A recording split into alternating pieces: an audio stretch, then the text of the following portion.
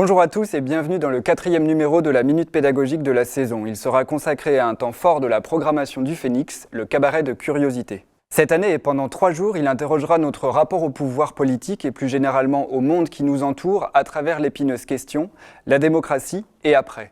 Pendant 3 jours de festival, vous pourrez découvrir 13 spectacles qui constituent autant de pistes de réponse à la question posée en ouverture.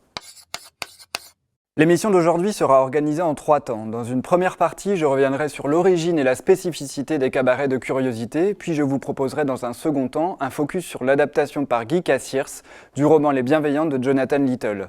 Enfin, je vous proposerai une sélection de spectacles qu'il serait intéressant de voir avec vos élèves. Tout au long de ce numéro, je vous proposerai des pistes pédagogiques pour préparer la venue au spectacle et l'intégrer au travail de la classe, car ce moment particulier de la programmation est l'occasion idéale de montrer aux élèves de l'art en création et en mouvement, à travers des spectacles inédits et des formes qui proposent une approche différente de l'art, fondée avant tout sur l'expérimentation et le sensible. Pour comprendre l'esprit qui anime les cabarets de curiosité, il faut bien entendu aller chercher du côté des cabinets de curiosité. Aussi appelés chambres des merveilles, les cabinets de curiosité sont des lieux où le collectionneur rassemble des objets hétéroclites et souvent étranges, créant ainsi une sorte de microcosme qui regroupe des éléments des 3 règnes et des créations humaines. Ils peuvent être considérés comme des ancêtres des musées. L'expression cabinet de curiosité désigne également un type de meuble qui, sur le même principe, permet de rassembler des objets naturels et artificiels. Ce goût pour la collection se développe particulièrement au XVIe et XVIIe siècle. Il est lié aux découvertes des grands voyageurs et au progrès des sciences. Il pourrait être intéressant de proposer à vos élèves une activité de recherche autour des cabinets de curiosité. Ils pourront alors s'interroger sur leur rôle et chercher des illustrations à présenter à la classe. Vous l'aurez compris, les cabarets de curiosité du Phénix s'inscrivent dans cette filiation. En prolongement, les élèves pourront alors expliquer le jeu de mots ainsi créé en s'appuyant sur le programme du cabaret de curiosité de cette saison.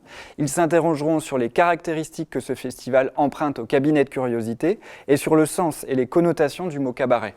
Romaric Dorier indique dans un texte de présentation des cabarets de curiosité de 2012 que ce temps fort de la programmation est né d'une réflexion sur l'interdisciplinarité. En effet, depuis une quinzaine d'années, de nombreuses disciplines artistiques s'ouvrent à d'autres pratiques. Ce mouvement d'ouverture va de pair avec la généralisation du numérique. Musiciens, performeurs, chorégraphes, écrivains utilisent alors des outils communs. Chaque édition du cabaret est l'occasion d'explorer une thématique. Après le storytelling en 2014 et la question de l'altérité avec All Aliens en 2015, l'édition 2016 interroge donc les tensions entre pouvoir et impuissance, individu et collectif. Pour comprendre le fil thématique qui relie les spectacles, je vous invite à lire avec vos élèves la note rédigée par Romaric Dorier et présente en première page du programme. Vous pourrez faire repérer aux élèves le jeu d'antithèse présent dans cette note pour comprendre la tension à l'œuvre dans la problématique choisie. Vous trouverez ce texte en ligne dans les références pédagogiques. Il est difficile de résumer en quelques mots un roman aussi gigantesque que Les Bienveillantes, d'autant que la lecture éprouvante à laquelle il soumet le lecteur participe activement de la construction de son sens. Il s'agira pour moi de vous proposer quelques clés de lecture qui pourront vous permettre de sensibiliser vos élèves avant de venir au spectacle. Prix Goncourt en 2006, Les Bienveillantes est avant tout une œuvre de fiction qui s'appuie de façon méthodique et précise sur des documents historiques pour plonger le lecteur dans l'enfer de la Seconde Guerre mondiale et de la Shoah. L'originalité et la force de ce roman reposent en partie sur le mode narratif choisi. En effet, le lecteur est plongé dans la conscience de Maximilien Ao, un ancien SS. À l'instar de Robert Merle dans La mort est mon métier, Jonathan Little épouse le point de vue du bourreau pour raconter l'extermination des Juifs. À travers ce récit rétrospectif à la première personne, le lecteur suit le parcours du narrateur-personnage qui, plusieurs décennies plus tard, se penche sur sa participation au massacre de masse en tant qu'officier SS.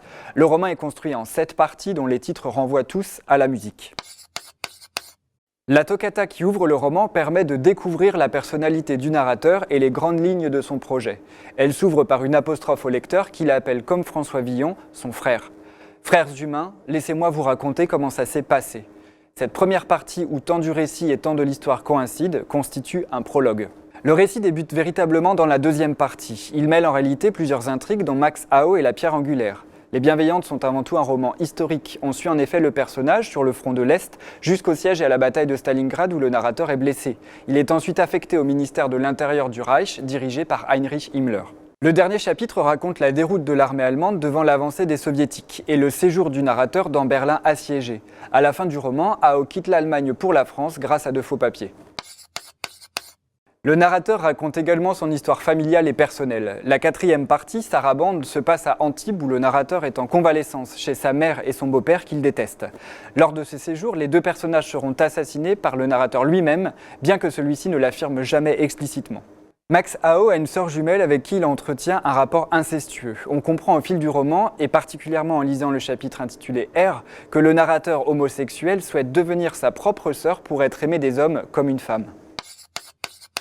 Le roman de Jonathan Little possède par ailleurs certains traits caractéristiques du roman policier, car après le meurtre de sa mère et de son beau-père, le narrateur sera poursuivi sans relâche par deux commissaires.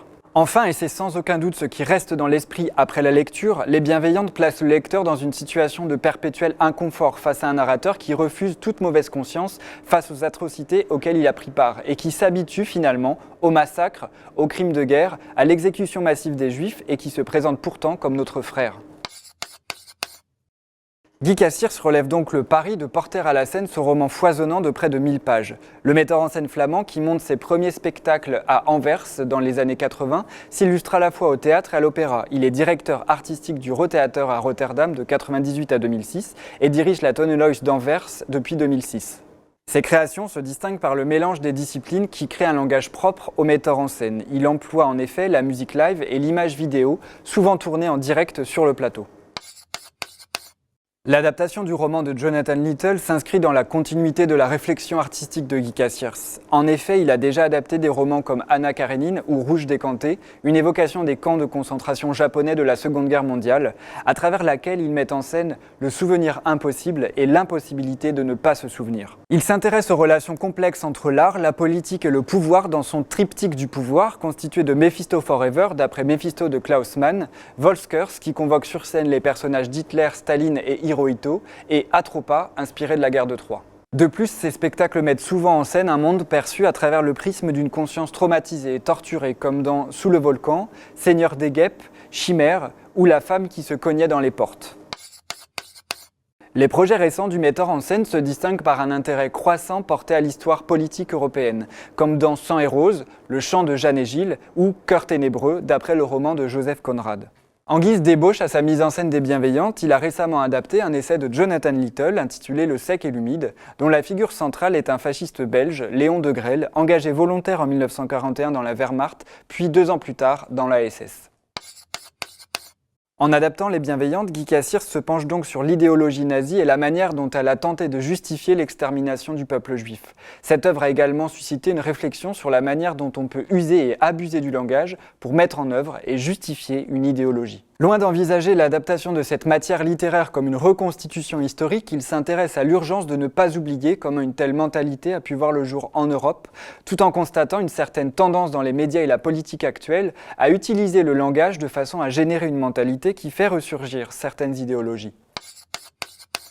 Pour lui, le spectacle est certes une réflexion sur le devoir de mémoire, mais il interroge aussi et surtout la responsabilité de tous aujourd'hui, et il incite à se demander dans quelle mesure le langage nous oriente dans une certaine direction, afin que l'Europe ne replonge plus jamais dans une telle spirale infernale.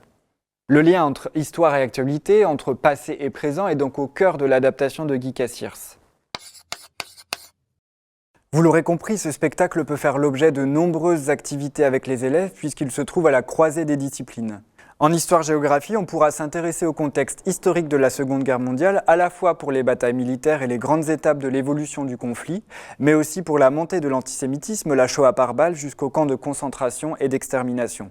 Le spectacle et le roman peuvent également permettre une sensibilisation des élèves à l'historiographie dans la mesure où il s'agit du récit d'événements historiques, perçu à travers la subjectivité d'un ancien SS. En philosophie, le spectacle constitue un support extrêmement riche pour aborder la question du mal, de sa banalisation et de la fascination qu'il peut susciter, mais aussi celle de la justice et du droit, de la liberté et du devoir. On pourra pour cela s'appuyer sur le premier chapitre du livre en constituant un corpus de citations, reprenant les réflexions du narrateur comme celle-ci. Pour ce que j'ai fait, il y avait toujours des raisons, bonnes ou mauvaises, je ne sais pas, en tout cas des raisons humaines. Ceux qui tuent sont des hommes, comme ceux qui sont tués. C'est cela qui est terrible. Je suis un homme comme les autres. Je suis un homme comme vous. En abordant le spectacle comme un objet d'étude à part entière, on pourra mener avec les élèves une réflexion sur l'art et ses fonctions.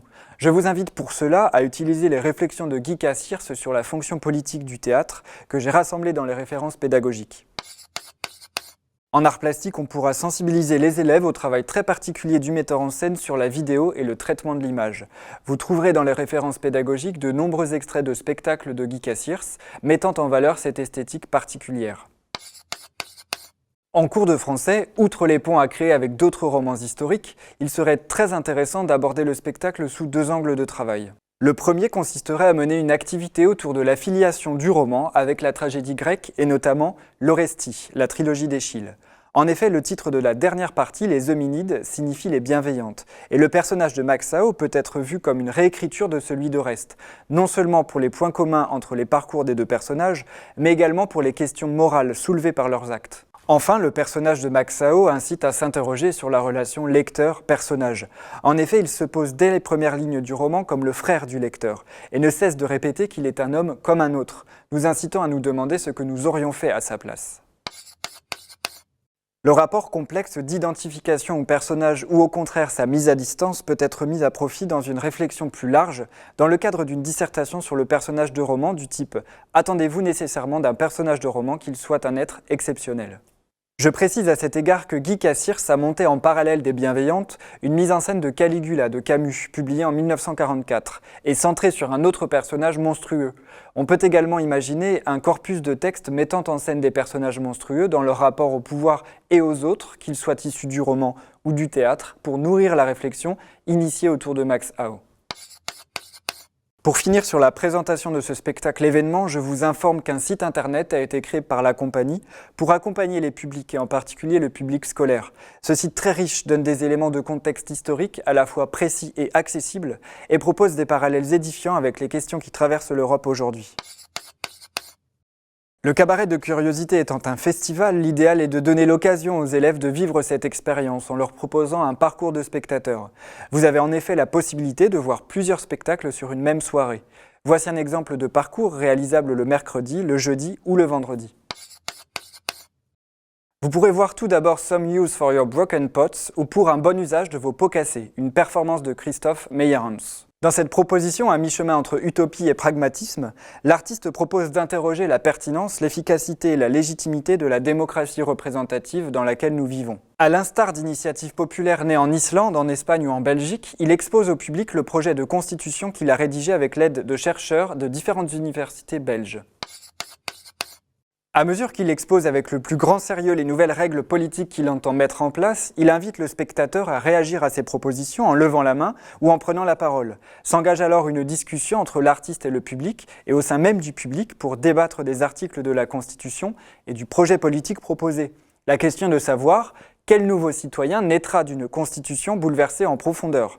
Ce spectacle s'avère particulièrement intéressant pour un travail sur la fonction citoyenne du théâtre, en écho avec une activité sur les origines antiques du théâtre. Un faible degré d'originalité est un autre spectacle qui tient à la fois de la conférence et de la performance. Derrière ce titre énigmatique se cache une réflexion à la fois documentée et ludique sur les droits d'auteur. Antoine Defort, artiste associé au Phénix, explique les origines de la notion de propriété intellectuelle, née avec les réflexions des Lumières, et retrace l'incroyable épopée de la succession de Maurice Ravel, dont le boléro tombera dans le domaine public le 30 avril prochain. On peut envisager d'intégrer ce spectacle à une séquence de cours portant sur les Lumières en cours de français ou d'histoire-géographie. La naissance de la figure de l'intellectuel au XVIIIe siècle et la question de l'inspiration et de l'originalité peuvent également être abordées.